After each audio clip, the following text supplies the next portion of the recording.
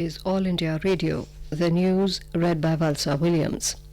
The Indian Space Research Organisation ISRO has successfully manoeuvred Chandrayaan-2 satellite into lunar orbit today at 0902 hours using the onboard propulsion system.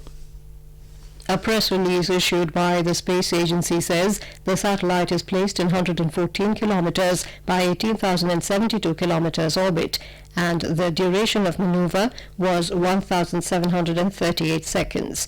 Following this, a series of 4 orbit maneuvers will be performed, including the one tomorrow to reach an orbit of 100 kilometers over the surface of the moon. After the successful lunar orbit insertion of Chandrayaan-2 today, ISRO Chairman Dr. K. Sivan informed that the plan is to touch down on the surface of the moon at the South Pole at 1:55 a.m. on the 7th of September. Addressing media persons in Bengaluru today, he said, with this, the spacecraft achieved a major milestone. Dr. Sivan said the lander Vikram will be separated from the orbiter on the 2nd of September, and on 4th September the lander will reach nearest to the surface of the moon at 35 kilometers. Union Home Minister Amit Shah today reviewed the issues related to final publication of the National Register of Citizens (NRC) in Assam. The review meeting held in New Delhi was attended by the Chief Minister of Assam, Union Home Secretary, Chief Secretary Assam and senior officers.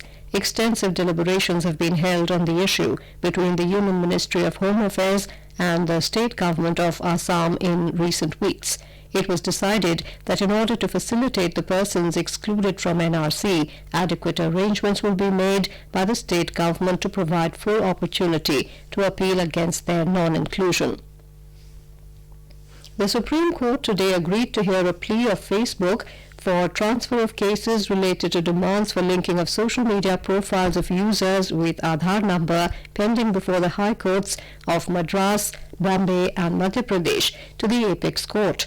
The top court issued notice to the Centre, Google, Twitter, YouTube and others and sought their response by the 13th of September. The bench said the hearing in the related cases pending before the Madras High Court will continue, but no final order will be passed. Facebook is resisting the state's suggestion on grounds that sharing of the 12-digit Aadhaar number, the biometric unique identity, would violate privacy policy of users.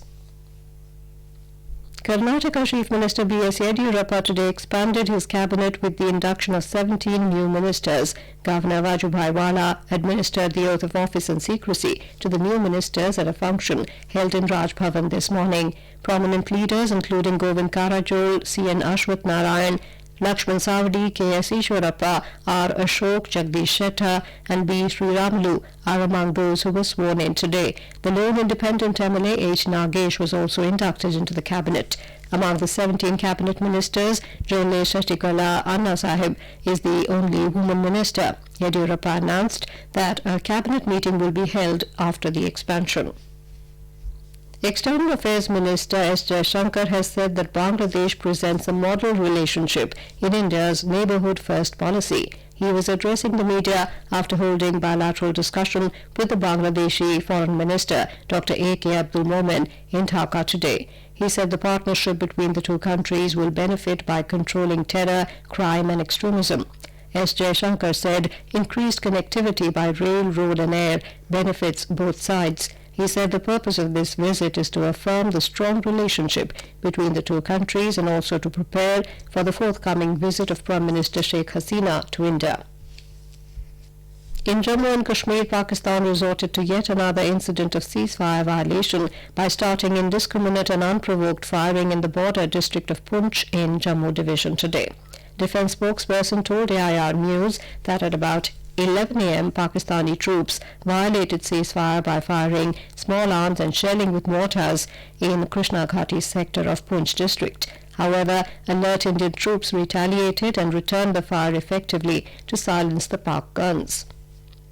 The Indian men's hockey team today booked a summit clash berth in the Olympic Test event being held in Tokyo by trouncing hosts Japan.